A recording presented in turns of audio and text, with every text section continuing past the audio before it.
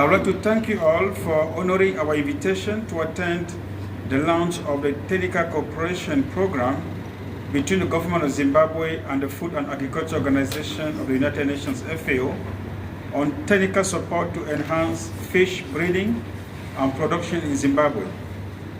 As part of FAO's work on promotion of inclusive and sustainable agri-food system to address food security and nutrition, the TCP project will contribute towards the growth of the fish farming sector in Zimbabwe. The TCP was developed after a request made to FAO by the Ministry of Lands, Agriculture, Fisheries, Water and Rural Development.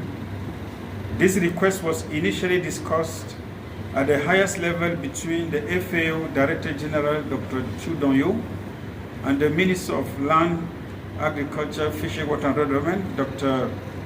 Masuka, during the DT's visit to Zimbabwe in 2023. Ladies and gentlemen, we are also pleased to announce that this project launch comes at an opportune time when the FAO Director General met at FAO headquarters in Rome this week with His Excellency Emerson Mnangagwa, President of the Republic of Zimbabwe.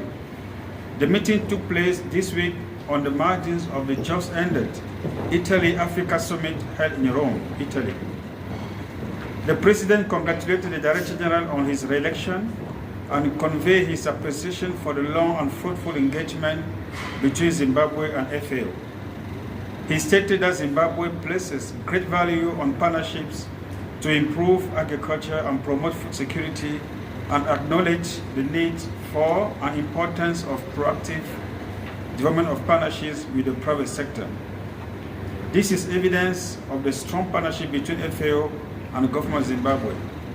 Let us continue embracing this partnership.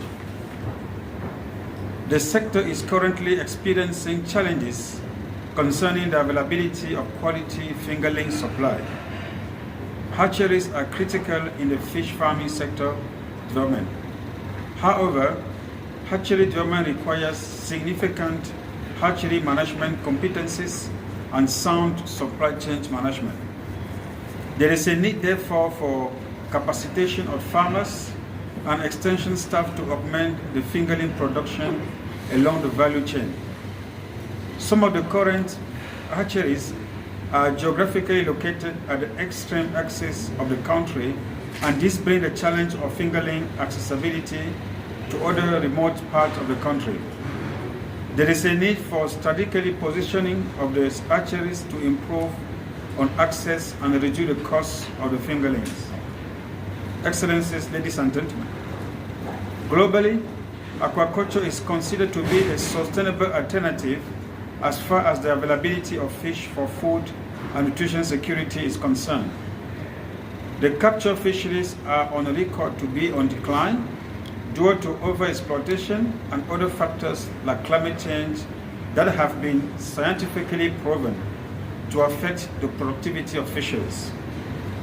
The demand of fish and its related products can no longer be met by the supply from the capture fisheries alone, hence the importance of promoting the growth of the aquaculture sector. Fish farming has not been fully explored as a policy to reduce poverty levels despite its potential to improve livelihoods in rural communities. Globally, small-scale fish farmers experience a lot of challenges that include low production, prohibitive establishment costs, high farm level losses, and inefficient marketing. Although the aquaculture sector faces these challenges, the launch of this project marks the beginning of a program that will go a long way towards addressing some of these challenges. FAO works with the member state and government partners to transform aquatic system and promote responsible and sustainable management of aquatic food systems.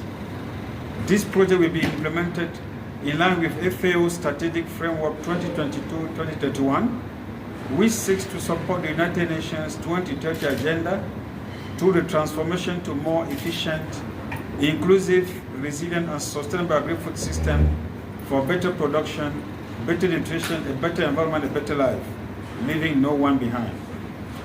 By better production is to ensure sustainable consumption and production patterns through efficient and inclusive food supply chains, ensuring resilient and sustainable food systems. On better production, to end hunger, achieve food security and improve nutrition, including promoting nutritious food and increasing access to healthy diets.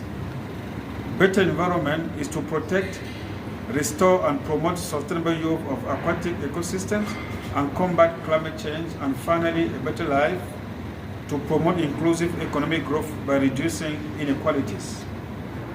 Ladies and gentlemen, FAO's work in fisheries and aquaculture is geared toward bringing about a blue transformation, a vision committed to building sustainability and resilience. The expected TCP project outputs will include increasing the capacity of 3 government hatcheries for production of high-quality fingerlings. Secondly, enhancing the capacity of government staff in hatchery management and development of hatchery management policy guidelines, which will contribute to the attainment of national targets as outlined in the national frameworks, namely the National Development Strategy 1 2020-2025 and the Agriculture and Food System Transformation Strategy 2020-2030. FAO is implementing another fisheries initiative jointly with the government of Zimbabwe called Fish for ACP project. The Fish for ACP aims to contribute towards a productive and sustainable tilapia aquaculture industry in Zimbabwe, lifting the population out of extreme poverty as well as improving food security. Fish for ACP's priority areas for Zimbabwe's tilapia aquaculture value chain include scaling up production by applying low-cost new technologies and assisting the government in the development of a Fisheries Act. It is important that the harmonization of the fisheries and aquaculture legislations be expedited, as this is key not only to sustainability but also facilitates the ease of doing fish farming in the country. The FAO's value chain upgrading initiative aims at developing a social, economic, and environmentally sustainable aquatic food systems capable of sustaining livelihoods. The overall aim is to obtain greater and more inclusive return from aquatic food by reducing loss and waste, increasing access to market, adding value, and increasing consumer awareness of the value of aquatic food in the diet. FAO, in collaboration with the Ministry of Lands, Agriculture, Fisheries, Water and Rural Development, and the Ministry of Environment, is supporting the development of the environment management standards and guidelines specific to the aquaculture sector. Excellencies, ladies and gentlemen, it is our hope and aspiration that, looking at the 3 years fast forward, Zimbabwe will experience no fingerling supply bottlenecks and will be counted in Africa as one of the fastest growing aquaculture economies with at least 6 kilos of fish consumption per capita. For the greater good of the fishing farming sector and all stakeholders, my aspiration is for successful implementation of this project, and I urge active participation and engagement